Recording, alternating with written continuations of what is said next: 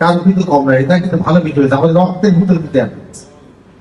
আমরা যে বেদনা নিয়ে ধীরে ধীরে ছিলাম, এটা কিন্তু কাউকে মানে বিবেকের খুঁজাই সবাই, কাউ ভালো লাগেনি বলে কেউ কিন্তু এগুলি মেনে নিতে পারেনি।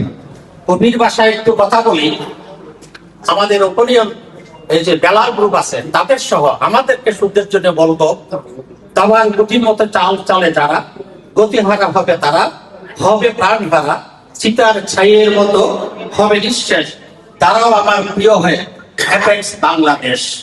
বাদার পাহাড় ভাঙো সর্ব বিরত, আমার স্বদেশ ভূমি তুমি তাকে অক্ষত। সুপ্রিয় অ্যাপেক্সিয়ান বৃন্দ, আমরা কেউ কারো প্রতিপক্ষ নই, আমরা সবাই অ্যাপেক্সিয়ান। সকলকে জানাই অ্যাপেক্স বাংলাদেশ অ্যাডভান্স পেয়াজারের পক্ষ থেকে আন্তরিক শুভেচ্ছা এবং অভিনন্দন।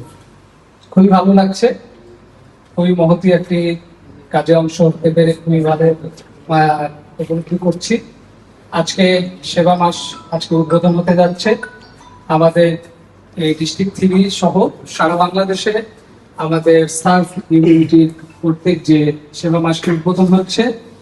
আমি কতটুকু বিশ্বাস করি যে এই সেবা মাসের মাধ্যমে আমাদের যে পিছিয়ে পড়া মানুষগুলো রয়েছে আত্মমানবতার সেবায় আমরা সকলেই একত্রিত হব।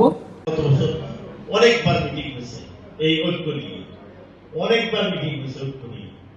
তো আশা করি আপনারা দোয়া করেন, কারণ দোয়া লাগবে।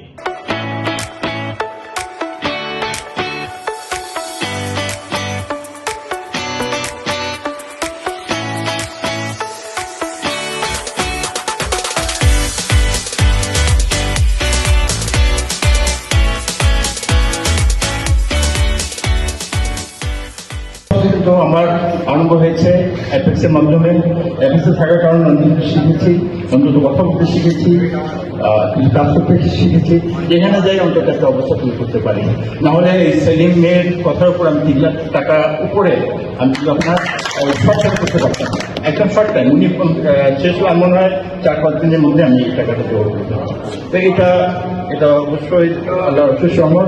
এখন যদি প্রেসিডেন্ট সাহেব কনসেন্ট দেন তাহলে ইনশাআল্লাহ আমি সরকারকে আপনার করবো।